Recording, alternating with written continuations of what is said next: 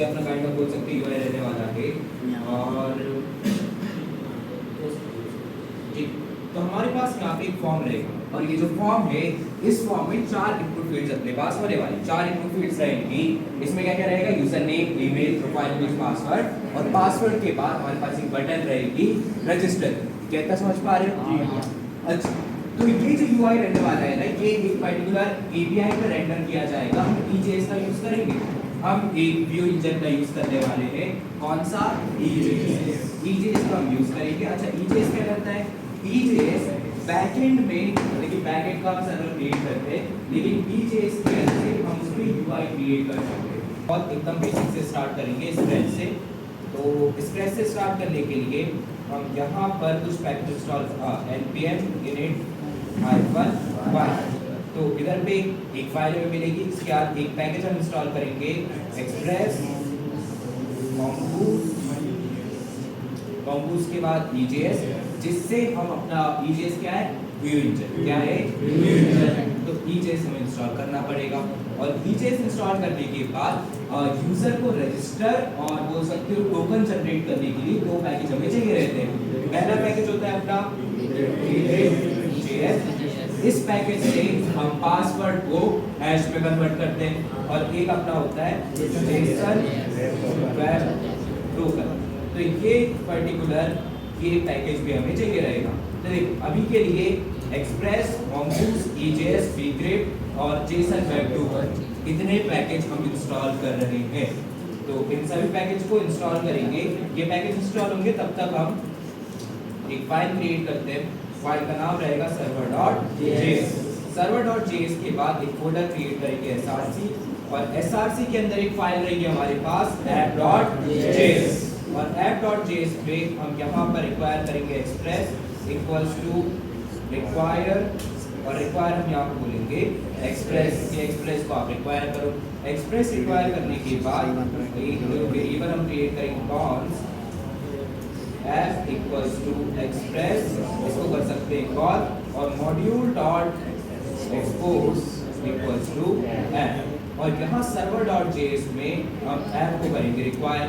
तो रिक्वायर और रिक्वायर के बाद यहाँ पे src फोल्डर के अंदर app.js को करेंगे रिक्वायर, और रिक्वायर करने के बाद app.listen। लिसन कोड अपना रहेगा 3000। एक कॉल बैक आएगा, कॉल बैक के अंदर हम यहाँ पे बोल सकते हैं console.log server is running on port 3000। इतना हम बोल सकते हैं। अब इतने कोड से अपना जो सर्वर है वो स्टार्ट हो जाएगा। अब सर्वर स्टार्ट करने का पहला काम जो हमारा बनता है वो रहता है डेटाबेस से कनेक्ट करना। तो डेटाबेस से कनेक्ट करने के लिए हम यहाँ पर एक फोल्डर और क्रिएट करते हैं। फोल्डर का नाम क्या रहता है? db, और db फोल्डर के अंदर एक फाइल क्रिएट करते हैं db.js। db.js के अंदर const mongoose equals to require, require के अंदर हम यहाँ पे बोल सकते हैं mongoose, और mongoose रिक्वायर करने का एक फंक्शन क्रिएट करेंगे, नाम रहेगा कनेक्ट। कनेक्ट फंक्शन के अंदर mongoose डॉट कनेक्ट, और इसके अंदर हम यहाँ पे URL दे सकते हैं mongo db local host 3000 नहीं 27017, और जो अपने बोल सकते हैं डेटाबेस का नाम रहेगा वो रहेगा नोड, और इसका भी सिर्फ इतना नाम रखते हैं।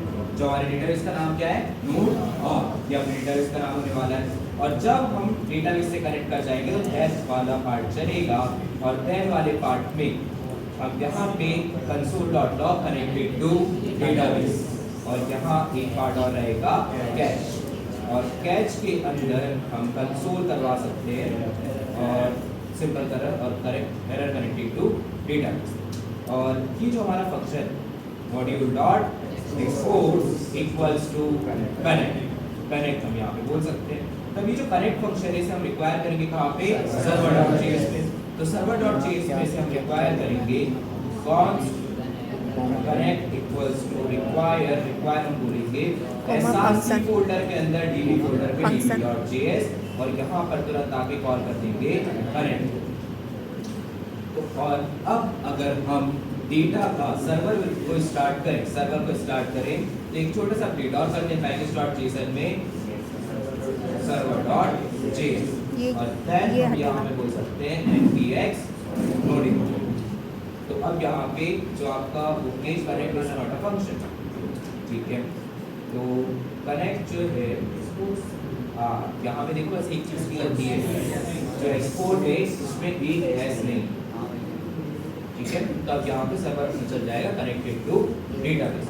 ये गलतियाँ होती हैं, ये जो इस टाइप के टाइपोस रहते हैं, मतलब जो कोड सही लिखा है लेकिन स्पेलिंग में जो मिस्टेक हो जाती है उसको अपन क्या बोलते हैं, टाइपोस। क्या बोलते हैं, टाइपोस। तो डेवलपमेंट में ऐसे टाइपोस होते हैं, बस यहाँ पे डेवलपर उसका काम सिंपल रहता है, उसको हमारे पास ये एक्सटेंशन है code spell checker.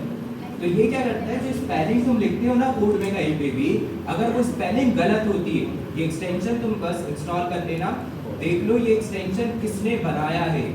VS code में वही एक्सटेंशन डाउनलोड करना जिसमें अधिकतर ये राइट का सिंबल आता है, ये बताता है कि भाई ऑथेंटिकेट बन रहा है, ठीक है। कोई भी एक्सटेंशन उठा के डाउनलोड मत कर लेना, कोड बेस लीक हो सकता है, सिंपल सर।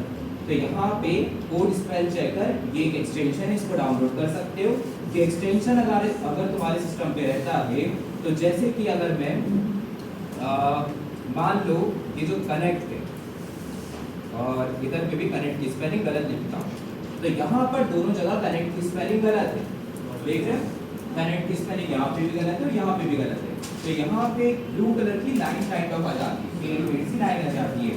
तो वो जो एक्सटेंशन है वो तुम्हें बता देते हैं चुके हैं। डेटाबेस से कनेक्ट करने के बाद पहला अब जो अपना काम रहेगा वो रहेगा यूजर स्कीमा बनाना या यूजर मॉडल बनाना। तो यूजर मॉडल बनाने के लिए हम एक फोल्डर और क्रिएट करते हैं SRC के अंदर, फोल्डर का नाम रहेगा मॉडल्स। मॉडल्स फोल्डर के अंदर हम एक फाइल क्रिएट करेंगे user.model.js। इसमें हम const mongoose equals to require के अंदर हम यहाँ बोलेंगे mongoose और एक स्कीमा क्रिएट करेंगे const user schema equals to new mongoose dot schema. और स्कीमा के अंदर 4 प्रॉपर्टीज हम रखेंगे, 4 प्रॉपर्टीज इस बार रखने वाले हैं। तो पहली प्रॉपर्टी अपनी रहेगी user name. User name type इसका क्या होगा, स्ट्रिंग, इसका टाइप रहेगा स्ट्रिंग।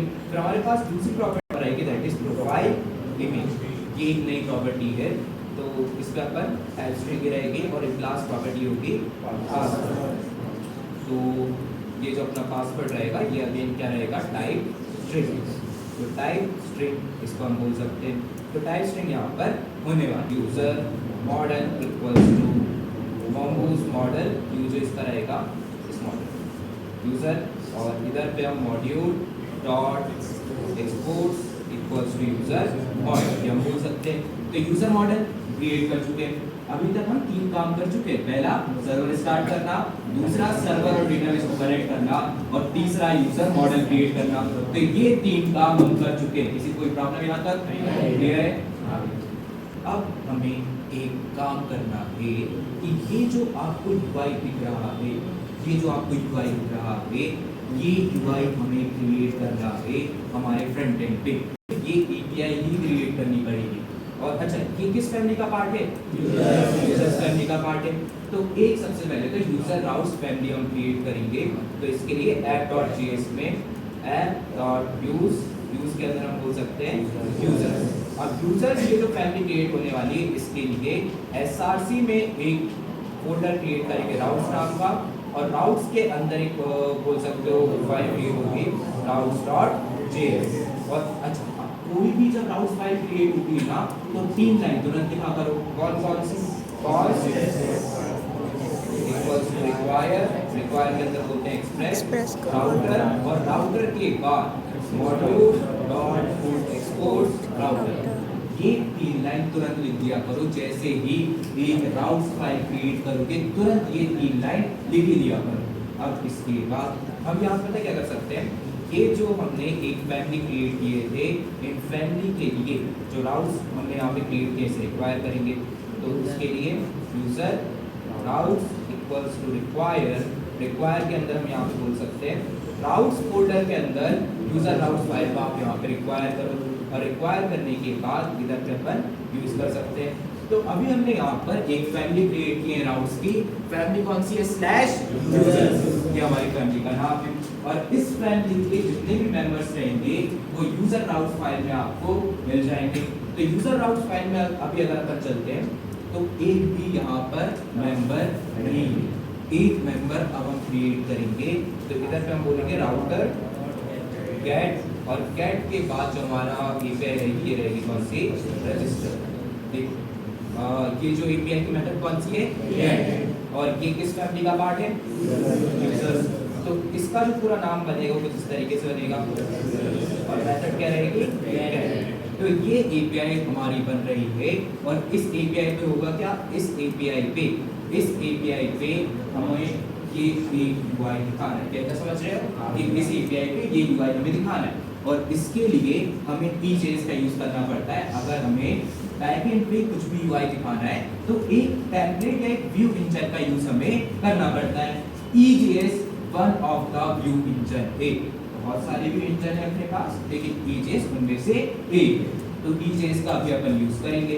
तो EJS का यूज करने के लिए तुम्हें पहले दो काम करने पड़ते हैं। पहले एक्सप्रेस को बताना पड़ेगा, पहले तुम्हें एक्सप्रेस को बताना पड़ेगा कि हम एक व्यू इंजन यूज कर रहे हैं। तो इसके लिए एक लाइन लिखोगे app.set, और सेट के अंदर तुम यहाँ पे बोल सकते हो व्यू इंजन EJS। ये जो तुमने एक लाइन लिखे हो app.set व्यू इंजन EJS, ये बताता है कि तुम यहाँ पर EJS व्यू इंजन यूज कर रहे हो। अब देखो जब तुम ये यहाँ बता देते हो ना कि एक्सप्रेस हम यहाँ पर ना EJS व्यू इंजन यूज करेंगे, तो तुम्हें एक काम और करना पड़ता है कि यहाँ पर एक फोल्डर क्रिएट करना पड़ेगा। फोल्डर इधर पे क्रिएट करोगे, फोल्डर का नाम रहता है व्यूज, और इस फोल्डर का नाम व्यूज ही रहेगा। इस फोल्डर का नाम तुम क्या नहीं रख सकते, कुछ भी, ठीक है। तुम इसका नाम क्या नहीं रख सकते, तुम इसका नाम इंडेक्स नहीं रख सकते, तुम इसका नाम UI नहीं रख सकते। इसका नाम जो रहेगा वो यही रहता है व्यूज। ये फिक्स है, ये पर्टिकुलर फिक्स है, ये रूल है। ऐसे समझ सकते हो कि ये एक फिक्स पार्ट रहता है कि इस फोल्डर का नाम तुम सिर्फ व्यूज रख सकते हो। व्यूज फोल्डर का बनाने के बाद हम यहाँ पर एक फाइल क्रिएट करेंगे, फाइल का नाम रहेगा register.txt। अब देखो इस फाइल क्रिएट में हम डायरेक्ट UI क्रिएट नहीं कर रहा हूँ, सिंपल H1 में हम लिख रहे हैं यहाँ पे रजिस्टर, बस इतना भी अपन देख। अब ये जो UI मैंने क्रिएट किया हूँ इसमें सिर्फ एक कंपोनेंट अपन ने क्रिएट किया है, कौन सा, H1। ये बोल सकते हैं UI मैं दिखाऊंगा फ्रंट एंड पे तो सिर्फ रजिस्टर दिखाया जाएगा। तो देखो अब ये UI मुझे दिखाना है, अच्छा ये UI मुझे दिखाना है, लेकिन कौन से राउट पे, इस पर्टिकुलर राउट पे। और ये राउट के एग्जिस्ट कहाँ करता है, राउट्स फाइल के अंदर ये रहा आपका API या API है। इस API पे हमें हमारा व्यू दिखाना है, तो इसके लिए पहले तो कंट्रोलर चलाना पड़ेगा। जो भी काम हम करते हैं वो कहाँ पे करेंगे, कंट्रोलर के अंदर। तो कंट्रोलर अब क्रिएट करना है तो एक अलग फोल्डर रहेगा। तो इसके लिए फोल्डर्स बहुत क्रिएट होते हैं, इतना ध्यान रखना। बैकएंड में फोल्डर्स बहुत क्रिएट होंगे, अगर अच्छा कोड लिखना है तो फोल्डर क्रिएट करना पड़ेगा, वरना जितना काम अभी अपन ने किया एक फाइल में भी किया जा सकता था। लेकिन अगर एक अच्छा कोड लिखना है और कोड को अच्छे तरीके से मैनेज करना है तो फोल्डर तो क्रिएट करने पड़ेंगे, सीधा सा, ठीक है। तो अगर अच्छा कोड लिखना है तो फोल्डर्स क्रिएट होंगे। user.controller.js, कंट्रोलर के अंदर अब हमें एक सिंपल कंट्रोलर क्रिएट करना है जो इस पर्टिकुलर व्यू को रेंडर करवा दे। तो इसके लिए हम यहाँ पे बोलेंगे module.exports. इसका अपन बोल सकते हैं रजिस्टर व्यू कंट्रोलर, ठीक है। कंट्रोलर का नाम क्या है, रजिस्टर व्यू कंट्रोलर। और इस कंट्रोलर पे हम एक फैट एरो फंक्शन बनाएंगे, रिक्वेस्ट रिस्पांस फंक्शन की बॉडी, और यहाँ पे सिर्फ एक लाइन लिखेंगे रिस्पांस डॉट रेंडर रजिस्टर। तो जब ये कंट्रोलर चलेगा तो रेंडर किसको करवा दिया जाएगा, रजिस्टर। ये जो रजिस्टर है आपने यहाँ पे क्रिएट किया है इसे रेंडर करवा दिया जाएगा। तो अब देखो ये जो कंट्रोलर है इसको हम यूज कहाँ करेंगे, इस पर्टिकुलर API पे। तो इस API को यूज करने के लिए पहले कंट्रोलर को रिक्वायर करना पड़ेगा। तो इसे हम बोल सकते हैं cons user controller equals to require के अंदर हम बोल सकते हैं कंट्रोलर्स के अंदर यूजर कंट्रोलर, और यूजर कंट्रोलर में हम बोलेंगे कॉमा आएगा पहले, तो यूजर कंट्रोलर के अंदर रजिस्टर व्यू कंट्रोलर। तब देखो यहाँ पे होगा क्या, यहाँ पे होने क्या वाला है, जब इस API पे कोई रिक्वेस्ट आई थी तो कंट्रोलर कौन सा चलेगा, रजिस्टर व्यू कंट्रोलर, और इस कंट्रोलर के अंदर हमने क्या बोला, इस कंट्रोलर के अंदर हमने सिर्फ एक लाइन बोली है कि आप रेंडर करवा देना किसको, रजिस्टर, बस इतना काम हमने किया। तो अब अगर सर्वर अपना चल रहा है और अगर फ्रंट एंड पे आते हैं and localhost colon 3000 slash user slash register, इस API पे अगर आ गए तो ये क्या मिल रहा है, रजिस्टर। अब ये जो पर्टिकुलर व्यू हमने बनाया था ये रेंडर हो रहा है, प्रॉपर तरीके से रेंडर हो रहा है, और क्या यहाँ तक क्लियर है, AJS व्यू इंजन का यूज किया है अपन। और अब देखो ये जो हमारा UI है register.AJS, इसमें हमें एक फॉर्म दिखाना है। ये जो आपका API थी, इस API पे वो क्या रहा था कि यहाँ पर एक फॉर्म दिख रहा है, तो ये फॉर्म अभी हमें दिखाना है। तो इसके लिए ये जो आपका UI है इस पे एक फॉर्म हम बनाएंगे, एक फॉर्म सिंपल क्रिएट कर रहे होंगे, फॉर्म के अंदर एक्शन पे बाद में बात करेंगे, लेकिन इस पे एक इनपुट फील्ड होगी, इनपुट फील्ड इसका नेम क्या रहेगा, इसका नेम रहेगा यूजर नेम, और इधर पे एक प्लेस होल्डर रहेगा एंटर यूजर नेम, एक इनपुट फील्ड और होगी फॉर ईमेल। तो इधर पे अपने पास एक इनपुट फील्ड और रहेगी, इसका जो नेम रहेगा ये रहेगा ईमेल, और यहाँ पर एक प्लेस होल्डर होगा एंटर ईमेल, और एक इनपुट फील्ड हमारे पास और होगी, और इस पे आप बोलोगे क्या, प्रोफाइल, तो प्रोफाइल इमेज, और इधर पे हमारे पास एक प्लेस होल्डर होगा एंटर प्रोफाइल इमेज, लास्ट में हमारे पास एक चीज और होगी और पासवर्ड, तो पासवर्ड और एक बटन होगी हमारे पास, समझ गए। तो अब अगर इसको रिलोड करते हैं तो ये रहा हमारा फॉर्म, ये हमारा फॉर्म है। इस फॉर्म के अंदर 4 इनपुट फील्ड्स हैं, इस फॉर्म के अंदर 4 इनपुट फील्ड्स हैं। यहाँ पर user name, email, profile image और पासवर्ड, ये 4 चीजें यहाँ पे मांगी जा रही हैं। और जब इस पर्टिकुलर फॉर्म पे, अच्छा अपना पहला टास्क कंप्लीट हो चुका है, हमारा जो पहला टास्क था कि यहाँ पर इस पर्टिकुलर API पे एक फॉर्म हमें दिखाना है, तो ये टास्क अपना कंप्लीट हो चुका है। अब दूसरा टास्क यहाँ से स्टार्ट करना है कि जब इस फॉर्म को सबमिट किया जाएगा, जब इस फॉर्म को सबमिट किया जाएगा तो जो हमारा सर्वर रहेगा, जो हमारा सर्वर होने वाला है, ये रहेगा अपना सर्वर, इसको हम थोड़ा इधर लेकर आ सकते हैं और इसको अपन बोल सकते हैं सर। तो ये रहा अपना सर्वर, और इस सर्वर पे, अच्छा बहुत ज़्यादा डाल होगा,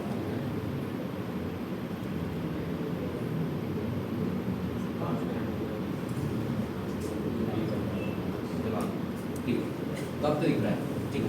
तो यहाँ पे जो अपना सर्वर है, ये जो हमारा सर्वर होने वाला है, अब इधर पे हो गया, देख जब ये फॉर्म ना सबमिट हो, जब ये फॉर्म सबमिट होगा तो इस फॉर्म के अंदर 4 डेटा अपने पास रहेंगे, 4 इन्फॉर्मेशन हमारे पास रहेंगी, कौन कौन सी, user name, email, profile image और पासवर्ड, ये डिटेल्स अपने पास रहेगी। तो जब ये फॉर्म सबमिट होगा तो ये जो डेटा है ये कहाँ जाना चाहिए, सर्वर पे, और इस डेटा के साथ एक नया यूजर हमारे सर्वर पे, हमारे बैकएंड पे क्रिएट हो जाना चाहिए। कितना मान रहे हो, तो मैंने कर लिया, जस्ट ऐसे करने वाला। इधर पे ये जो बोल सकते हो, जब इस फॉर्म को सबमिट किया जाएगा तो एक रिक्वेस्ट पहुंचेगी,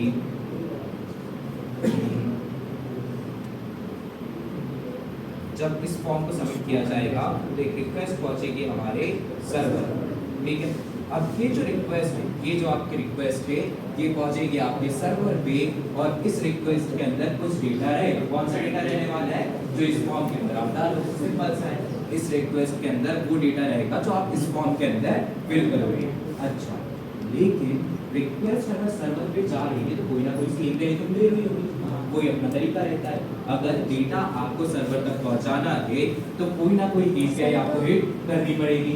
तो इस पे कौन सी API हम हिट करने वाले हैं, तो यहाँ पर अब एक API हिट की जाएगी, और ये जो अपनी API होने वाली, ये API अपनी होगी /users/register, और मेथड इसकी रहेगी पोस्ट, लेकिन ये तो सेम API है, ये API हम यहाँ पे क्रिएट कर चुके हैं,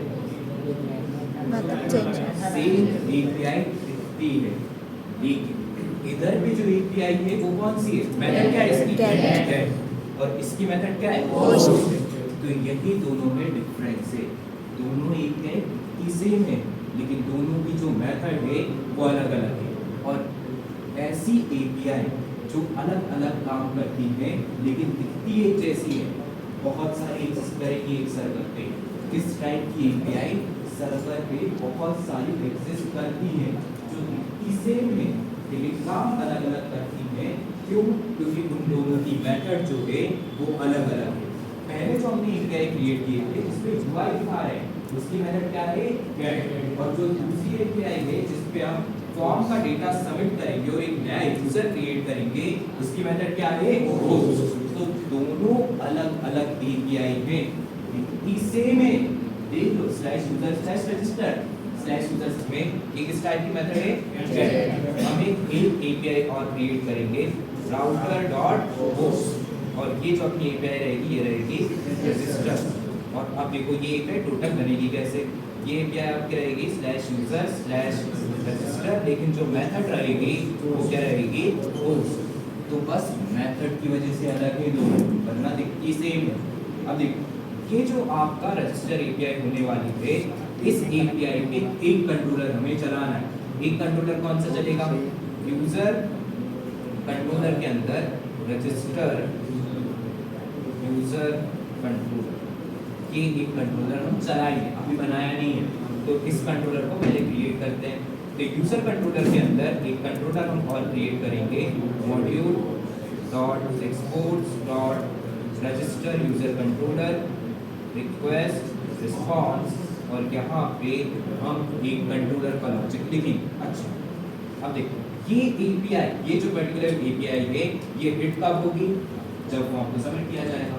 ये एपीआई हिट कब होगी या जब इस एपीआई पे रिक्वेस्ट कब भेजी जाएगी, जब फॉर्म को आप सबमिट करोगे तब आप यहाँ पे डेटा भेजोगे। अच्छा क्योंकि जो मेथड है वो क्या है, पोस्ट है, तो डेटा किसमें पहुंचना चाहिए, बॉडी के अंदर। सिंपल सा रहता है कि रिक्वेस्ट डॉट बॉडी में डेटा पहुंचेगा क्योंकि मेथड क्या है, पोस्ट है। लेकिन रिक्वेस्ट डॉट बॉडी में डेटा पहुंचेगा तो जरूर, क्या उस डेटा को अब रीड किया जा सकता है, क्यों?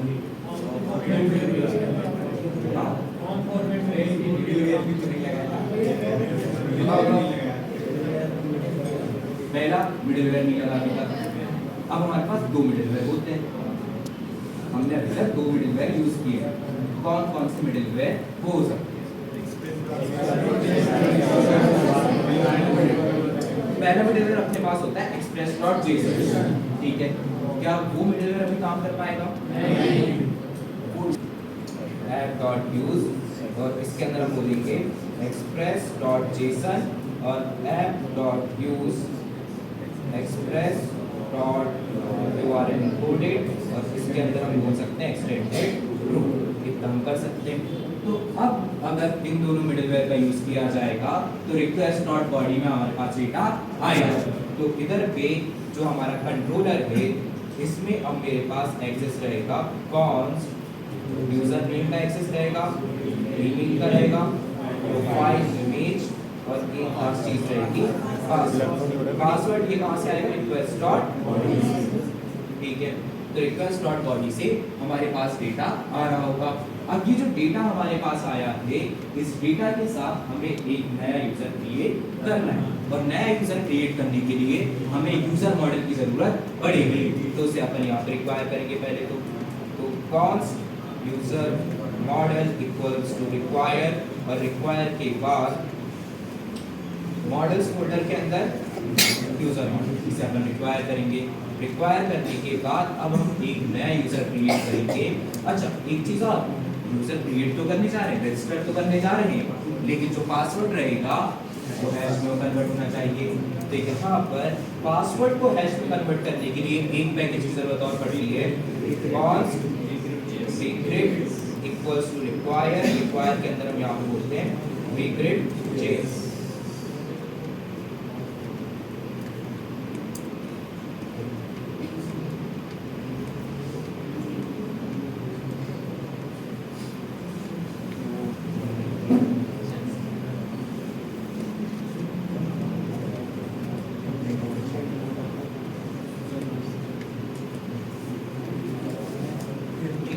तो बीक्रिप्ट हम यहाँ पे रिक्वायर करते हैं। बीक्रिप्ट रिक्वायर करने के बाद पासवर्ड को हम कन्वर्ट करेंगे किसमें, हैश में।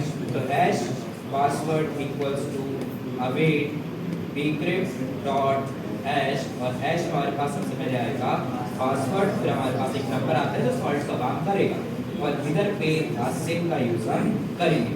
तो यहाँ पे पासवर्ड जो रहेगा वो हैश फॉर्मेट में कन्वर्ट होगा, और पासवर्ड हैश फॉर्मेट में कन्वर्ट होने के बाद हम यहाँ पर एक नया यूजर क्रिएट कर सकते हैं। तो const user equals to await user model dot create, और क्रिएट के बाद हम यहाँ पे यूजर नेम और हमारे पास यहाँ पे रहेगी ईमेल, ईमेल के बाद हमारे पास रहेगी प्रोफाइल इमेज, और पासवर्ड रहेगा हैश फॉर्मेट में। तो इतना काम हम कर सकते हैं।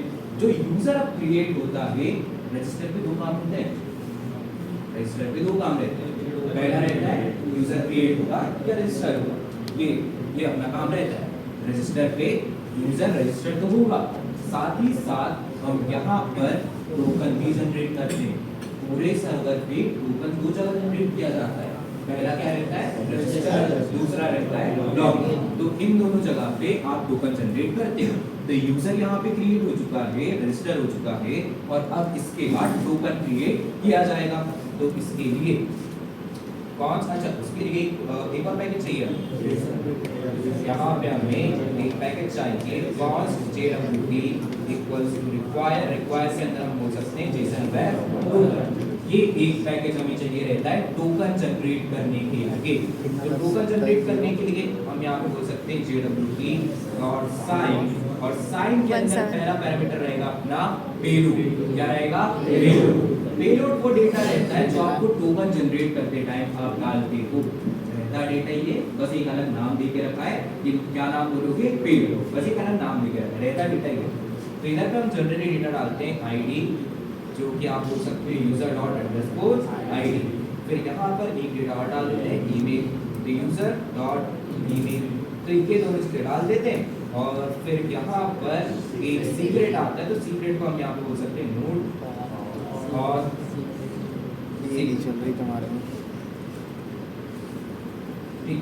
तो नोट और सीक्रेट, ये अपना रहेगा सीक्रेट। और सीक्रेट के बाद ये जो टोकन अब जनरेट हो रहा है, अब इसके साथ एक काम करेंगे, रिस्पॉन्स डॉट स्टेटस, स्टेटस रहेगा क्या 200, और यहाँ पर एक जेसन फॉर्मेट, अच्छा 200 नहीं रहेगा, और जेसन फॉर्मेट में हम यहाँ पर यूजर और टोकन दोनों यहाँ पर सेंड कर रहे हैं। तब देखो ये जो API है, इस API पे हो क्या रहा है, हमारे पास डेटा आ रहा है। इस API पे हमारे पास डेटा आ रहा है, डेटा को हम डीस्ट्रक्चर करके निकाल रहे हैं। जो पासवर्ड है उसको किसमें कन्वर्ट कर रहे हैं, हैश में। पासवर्ड को हैश में कन्वर्ट करने के बाद एक नया यूजर क्रिएट किया जा रहा है। नया यूजर क्रिएट करने के बाद हम एक टोकन जनरेट कर रहे हैं, और टोकन जनरेट करने के बाद एक रिस्पॉन्स हम यहाँ से सेंड कर रहे हैं। तब देखो, अच्छा एक चीज और बची है, ये जो आपका फॉर्म है, ये जो फॉर्म है कि किस पर्टिकुलर API पे सबमिट होगा वो अभी यहाँ पे नहीं बताया गया है। तो ये जो अपनी API रहेगी वो कौन सी रहेगी, स्लैश यूजर स्लैश रजिस्टर, और मेथड क्या रहेगी, बढ़िया। और अब हम यहाँ पर इसको एक बार लोड करेंगे, यूजर नेम। अच्छा मुझे एक चीज़ और चेक करनी है, डेटाबेस। तो डेटाबेस में फोल्डर नहीं अभी N21 ये रही यूजर्स, तो एक यूजर ऑलरेडी है, इसको अभी अपन डिलीट कर सकते हैं। तो यूजर डिलीट किया, और अब अपन यहाँ पर एक नया यूजर क्रिएट करेंगे test_1, और ईमेल जो अपना रहेगा test@test.com। प्रोफाइल इमेज अपन अनस्प्लैश से लेकर आ सकते हैं, so kind of copy address profile, और ये रहेगा अपना पासवर्ड। तो इतनी डिटेल्स हम यहाँ पे डाल रहे हैं, user name, email, profile image और पासवर्ड। जैसे ही मैं इसको रजिस्टर करूंगा, तो जो हमने एक्शन के अंदर रिक्वेस्ट, और एक्शन के अंदर जो API बोली गई होगी उस API पे रिक्वेस्ट जाएगी। मेथड क्या रहेगी, पोस्ट। तो देख अब इससे थोड़ा समझो कि जैसे ही मैं इस फॉर्म को सबमिट करूंगा, तो रिक्वेस्ट कहाँ जाएगी, हमारे slash user slash register API पे। मेथड क्या है जिसकी, पोस्ट। ये सर्वर पे गई, सर्वर क्या करेगा, डेटा निकालेगा रिक्वेस्ट से, और रिक्वेस्ट से डेटा निकालने के बाद पासवर्ड को कन्वर्ट किया जाएगा हैश में। हैश में कन्वर्ट करने के बाद यूजर क्रिएट होगा और यूजर क्रिएट होने के बाद टोकन जनरेट किया जाएगा और जो यूजर और टोकन जनरेट किया गया था उसे रिस्पांस में सेंड कर दिया जाएगा। तो यहाँ पर अब देखो यूजर को फॉर्म का अपन ने किया यहाँ पे सबमिट, तो इसको सेव कर सकते हैं, ठीक है। और जो डेटा अब आया है इसको पढ़ो थोड़ा सा, ये रहा यूजर और ये रहा अपना टोकन, ये डेटा हमारे पास आ चुका है जो यूजर क्रिएट किया गया था और जो टोकन यूजर में हमारे पास यूजर नेम है, ईमेल है, प्रोफाइल है और पासवर्ड है और एक हमारे पास टोकन, तो कितना डेटा हमारे पास आ रहा है। अब हमारा रजिस्टर पे कंप्लीट हो चुका है, जो हमारा रजिस्टर वाला पार्ट था वो कंप्लीट हो चुका है। अब पता हमें करना क्या है, हम यहाँ पर एक पेज और क्रिएट करेंगे। हम यहाँ पर एक पेज, अच्छा रजिस्टर भी है, रजिस्टर कैसे काम कर रहे हैं, तो अब हम यहाँ पर एक एपीआई और क्रिएट करेंगे, एक एपीआई नहीं एक एंड पॉइंट और क्रिएट करेंगे और ये जो अपना एंड पॉइंट होने वाला है ये रहेगा /user/profile, ठीक है। तो ये हमारा एक बोल सकते हो एपीआई और रहने वाली है और इस एपीआई पे होगा क्या, अच्छा पहले तो थोड़ी कंडीशन समझो। ये जो एपीआई है ना इसकी मेथड क्या रहने वाली है, गेट, इसकी जो मेथड रहेगी ये रहेगी गेट और इसके बाद इस पर्टिकुलर एपीआई पे शो क्या होगा, तो इस एपीआई पे जस्ट एक सिंपल फॉर्म शो, फॉर्म नहीं एक कार्ड शो होगा। हमारे पास यहाँ पर एक कार्ड रहेगा, तो ये रहा अपना कार्ड। इस कार्ड पे हमारे पास रहेगी एक प्रोफाइल इमेज, जो यूजर की प्रोफाइल इमेज है वो यहाँ पर आ रही होगी। तो यूजर की प्रोफाइल इमेज ये रही, यूजर की प्रोफाइल इमेज के बाद हमारे पास यहाँ पे रहेगा यूजर नेम और एक चीज हमारे पास और रहेगी इसकी ईमेल। तो ये दोनों चीजें यहाँ पर एग्जिस्ट करेंगी, तो ये कार्ड फॉर्म में एग्जिस्ट करने वाली है यूजर नेम और ईमेल। प्रोफाइल पेज पे बस इतना ही हम रखेंगे, लेकिन प्रोफाइल एपीआई जो रहेगी ये जो होने वाली है ये रहेगी प्रोटेक्टेड मतलब क्या, प्रोटेक्टेड मतलब ये कि अगर इस एपीआई से आपको कुछ भी डेटा चाहिए तो आपको एक रिक्वेस्ट भेजनी पड़ेगी और रिक्वेस्ट में आपको एक सही टोकन भेजना पड़ेगा, समझे क्या रहेगी प्रोटेक्टेड एपीआई। तो अगर इस एपीआई से कुछ भी डेटा चाहिए तो इस एपीआई पे जो रिक्वेस्ट भेजोगे उसमें एक वैलिड टोकन होना चाहिए, एक सही टोकन होना चाहिए। तो इसके लिए अपना हेडर्स की बस एक प्रॉब्लम रहती है, हेडर्स बस एक प्रॉब्लम रहती है कि वो एक्सियस के साथ सही काम करते हैं, मतलब एक्सियस रिएक्ट में जब आएंगे तब हम बात करेंगे, लेकिन और पोस्टमैन के साथ सही काम करते हैं जो आपके हेडर्स रहते हैं पोस्टमैन के साथ, और एक्सियस जो रिएक्ट में होता है मतलब हेडर्स पोस्टमैन के साथ और जो आपका बोल सकते हो रिएक्ट के साथ रहता है उसमें सही से काम करेंगे। लेकिन प्लेन ब्राउज़र मतलब Vue.js के साथ अगर आपको टोकन फ्रंट एंड से बैक एंड भेजना पड़ेगा, फ्रंट एंड से टोकन अगर बैक एंड भेजना है तो हम कुछ यूज करते हैं, उसका नाम क्या रहता है कुकीज। क्या यूज करने वाले हैं कुकीज।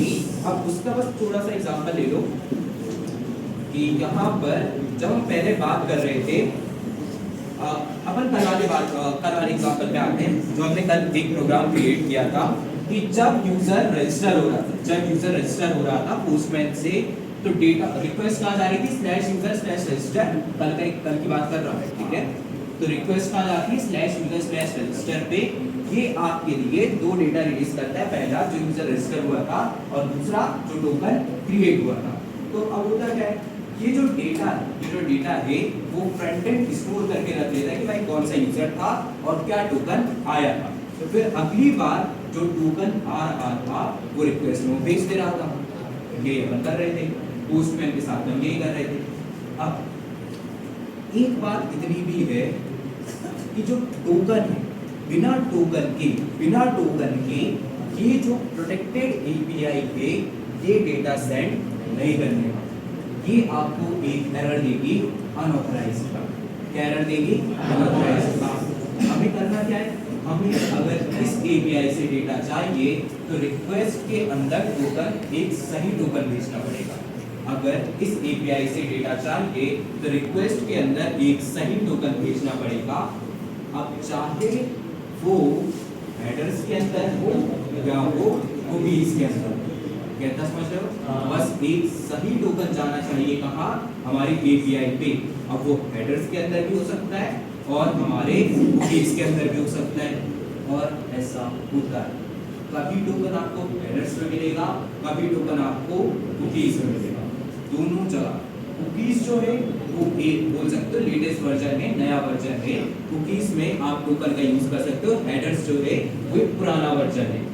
लेकिन अगेन वही कहानी है, बहुत सारे सिस्टम डेवलप हो चुके हैं हेडर्स के साथ, तो हेडर्स यूज करते हैं, हेडर्स भी यूज करते हैं, कुकीज भी यूज करते हैं। दोनों एक साथ कैसे यूज करना है उस पर ही बात करेंगे। लेकिन जो कल की क्लास रहने वाली है वो पूरी रहेगी इसके बारे में, कुकीज के बारे में, जो कुकीज का हम कैसे यूज करेंगे। कुकीज का बस एक यूज समझो, टोकन फ्रंट एंड से बैक एंड तक पहुंचाने के लिए यूज किया जाएगा किसका? कुकीज का। अभी तक UI क्लियर है? VJS यूजर क्रिएट हो गया, रजिस्टर हो गया, क्लियर है? बढ़िया। कुछ डाउट है यहाँ तक? नहीं। ठीक, इस क्लास में इतने रखेंगे, अभी आप जा सकते हैं।